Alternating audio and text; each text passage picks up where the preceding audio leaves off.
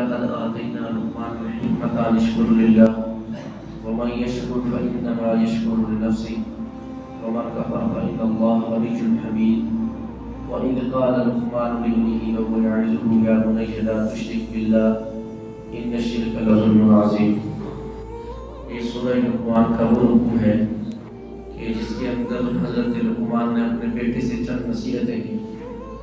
لقمان حکیم عرب کے اندر ایک دانا بینا شخص تھے جن کی ضرب الامثال مشہور تھی.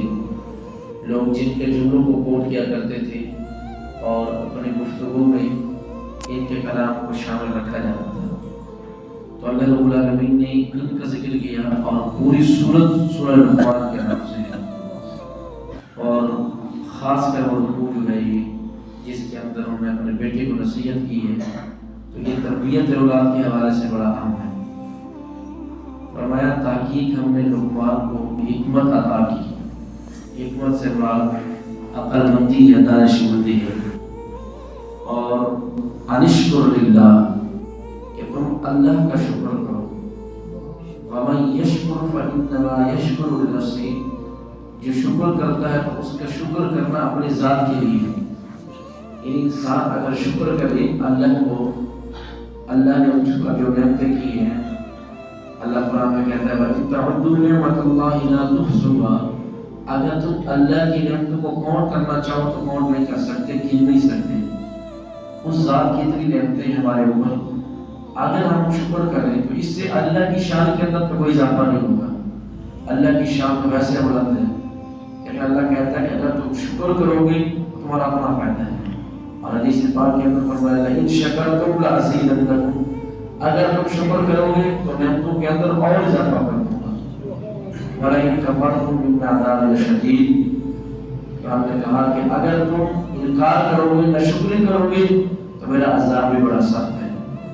تو یہاں اللہ رب العالمین نے فرمایا کہ جو شکر کرتا ہے تو اس کا شکر کرنا اپنے ذات کے لیے ہے. یعنی ہمیں ترغیب دی ہے اللہ کی نعمتوں پر شکر کرنا چاہیے. اور شکر کیا ہے؟ زبان سے کہہ دینا شکر نہیں ہے، بلکہ شکر یہ کہ اللہ نے جو کچھ دیا دل کے ساتھ اس پر مطمئن رہنا چاہیے. اللہ نے زندگی میں جو کچھ دیا، جتنا دیا، جس حال میں بھی رکھا اللہ تیرا شکر ہے، تو جس حال میں رکھے ہم اس میں راضی ہیں. دل کے ساتھ راضی رہنا یہ شکر ہے. اور اس نے نعمتیں دی ہیں تو ان نعمتوں کو استعمال کرنا اور دوسرے لوگوں کو اس سے فائدہ پہنچانا یہ بھی شکر کا ایک انداز ہے. تو فرمایا جو لوگ کفر کرے گا فإن اللہ غنی حمید بے شک اللہ جل شانہ بے پرواہ اور بڑی حمد والا ہے، اس کو کوئی ضرورت نہیں ہے. آگے فرمایا وَإِذْ قَالَ لُقْمَانُ لِابْنِهِ اور جب کہا لقمان نے اپنے بیٹے سے وَهُوَ يَعِظُهُ اور وہ اس کو نصیحت کر رہے تھے یا بنی لا تشرک باللہ کہا بیٹے اللہ کے ساتھ شرک نہ کرنا. ان الشرک لظلم عظیم بے شک شرک بہت بڑا ظلم ہے.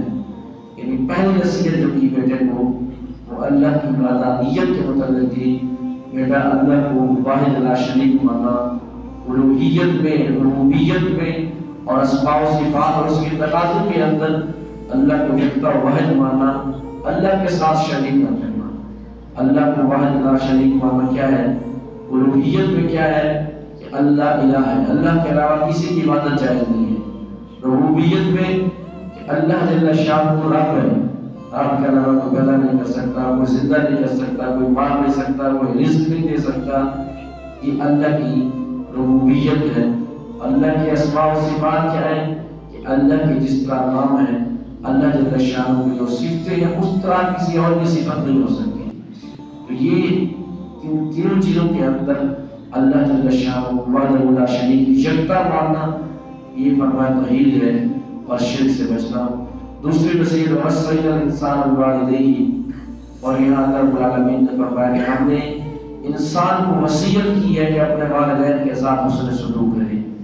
حَمَلَتْهُ أُمُّهُ وَهْنًا عَلَى وَهْنٍ وَفِصَالُهُ فِي عَامَيْنِ أَنِ اشْكُرْ لِي وَلِوَالِدَيْكَ إِلَيَّ الْمَصِيرُ کہ اس کی ماں ایک تکلیف برداشت کرتی ہے، اس کو پیٹ کے اندر اٹھاتی ہے. فرمایا کہ ماں کی اس تکلیف کی وجہ سے باپ اپنی اولاد کے لیے کتنی مشقتیں کاٹتا ہے، کتنے دکھ سہتا ہے. اس لیے اولاد کا بھی حق بنتا ہے کہ اپنے والدین کے ساتھ اچھا سلوک کریں. اس نے فرمایا اشکر لی والوالدیک الیہ المصیر کہ میرا بھی شکر ادا کرو اور اپنے والدین کا شکر ادا کرو۔ یعنی اللہ نے اپنے شکر کا بھی حکم دیا اور ساتھ ساتھ والدین کے شکر کا بھی حکم دیا کہ ان کے احسانات کو بھی یاد کرو۔ اور آگے لقمان حکیم نے جو اپنے بیٹے کو نصیحت کی وہ یہ تھی یا بنی اقم الصلاۃ، اے میرے بیٹے نماز قائم کرنا، وامر بالمعروف اور نیکی کا حکم دینا، وانہی عن المنکر اور برائی سے روکنا، واصبر علی ما اصابک اور جو کچھ بھی تجھے پہنچے تکلیف پہنچے اس پر صبر کرنا، ان ذلک من عزم الامور یہ کام بہت بڑی ہمت والا کام ہے۔ یعنی پہلی وصیت کیا کی بیٹے کو، بیٹا کبھی شرک نہیں کرنا۔ دوسری وصیت کیا کی بیٹا، نماز قائم کرنا، نماز نہ چھوڑنا۔ نماز اپنی گھروں کو حکم دینا چاہیے۔ نبی علیہ السلام نے فرمایا کہ جب بچے 7 سال کے ہو جائیں ان کو نماز عادی بناؤ، ان کو حکم دو۔ جب 10 سال تک ہو جائے ان کو نماز پڑھ کر سختی کرو، اگر نماز نہیں پڑھتے تو ان کو مارو۔ کسی انداز کے ساتھ بھی اگر وہ بالغ ہو جاتے ہیں نمازی نہیں ہیں تو یہ اجازت ہرگز نہیں ہے۔ ہر صورت کے اندر اپنے بچوں کو نمازی بناؤ۔ اللہ قرآن میں کہتا ہے قوا انفسکم واہلیکم نارا، اے ایمان والے اپنے آپ کو بھی آگ سے بچاؤ اور اپنے اہلیان کو بھی بچاؤ۔ یہ اللہ رب العالمین نے ہمیں حکم دیا ہے کہ ہم اپنی اولادوں کو نمازی بنائیں۔ تو لقمان حکیم نے کہا بیٹا نماز قائم کرنا، نیکی کا حکم دینا، برائی سے روکنا۔ کیوں نیکی کا حکم دینا؟ یہ امر بالمعروف اور نہی عن المنکر یہ امت مسلموں کو فرض کیا گیا۔ یہ نہیں ہے کہ خود نمازی ہے اولاد نمازی نہیں تو کوئی بات نہیں۔ قرآن نے کہا، اسلام نے کہا کہ سختی کر کے اپنے اولاد کو نمازی بنایا جائے اور ان کو برائی سے روکا جائے۔ اور فرمایا لقمان حکیم نے کہ بیٹا جو کچھ مصیبتیں بھی تجھے پہنچے تو اس پر صبر کا اظہار کرنا ہے۔ اور کہا ولا تصعر خدک للناس، فرمایا اپنی گال کو پھلا کر بھی رکھنا، یعنی اس انداز کے ساتھ بھی رہنا کہ تکبر کے انداز میں، لوگوں کے ساتھ سختی کے انداز میں، تمہارے چہرے کے اوپر ترشی ہو، فرمایا نہیں ولا تصعر خدک للناس، لوگوں کے ساتھ گال پھلا کر نہ رکھو، ہر وقت غصے کے اندر رہنا، فرمایا نہیں ولا تمشی فی الارض مرحا، اور بیٹا زمین پر اکڑ اکڑ کر بھی نہ چلنا۔ ان اللہ لا یحب کل مختال فخور، کہ بے شک اللہ جل شانہ ہر شیخی بکارنے والے شخص کو پسند نہیں فرماتا۔ یعنی نصیحت کی کہ بیٹا ایک تو اپنے چہرے کے اوپر ترشی نہیں ڈالنی، بلکہ تمہارا انداز محبت والا انداز ہونا چاہیے، پیار والا انداز ہونا چاہیے کہ لوگ تیرے چہرے کو دیکھ کر دور نہ بھاگیں، بلکہ تیرا اخلاق ایسا ہو کہ لوگ تیرے قریب آئیں، لوگوں کے دلوں پہ حکومت کرے۔ اور کہا اکڑ اکڑ کے زمین پر نہیں چلنا۔ آقا کریم علیہ السلام نے فرمایا کہ جو تکبر کی وجہ سے اپنے ازار بڑھ کو نیچے لٹکاتا ہے، پہلے دور کے اندر جو بڑے بڑے چولی ہوا کرتے تھے اپنے آپ کو بڑا سمجھتے تھے تو وہ کی چادر نیچے لٹک رہی ہوتی تھی جس کی وجہ سے ان کی چادر زمین پر لگتی تھی، تو یہ تکبر کا ایک انداز تھا تو اللہ کو یہ پسند نہ آیا۔ اور اللہ نے فرمایا کہ جس نے نبی علیہ السلام نے فرمایا کہ جس بندے کی ازار تکبر کی وجہ سے لٹکی نہیں تو کل قیامت کے دن اللہ اس کو جنت کی خوشبو بھی نہیں عطا فرمائے۔ یہ بہت بڑی وعید ہے کہ کتنے ہزاروں میل دور جنت کی خوشبو آئے گی لیکن متکبر آدمی جنت کی خوشبو بھی نہیں پا سکے گا، اور اللہ جل شانہ متکبر کے ساتھ کلام بھی نہیں فرمائے گا۔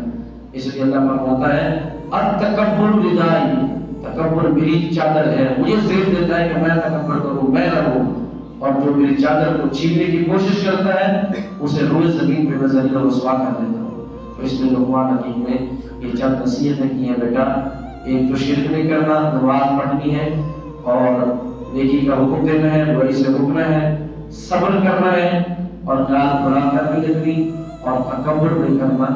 اگر ان نصیحتوں پہ عمل کرے گا، اور اللہ مجھے کو کتنی یہ نصیحتیں پسند ہیں کہ اللہ نے یہ ساری کی ساری اس کی باتیں، حالانکہ لقمان حکیم کا پیغمبر ہے، نہ رسول ہے نہ نبی ہے، ایک عام آدمی ہے، لیکن کیونکہ ان کی باتیں اچھی تھی تو اللہ رب العالمین نے قرآن مجید کے اندر ان کو بیان کیا۔ دعا ہے اللہ ہم سب کو عمل کی توفیق نصیب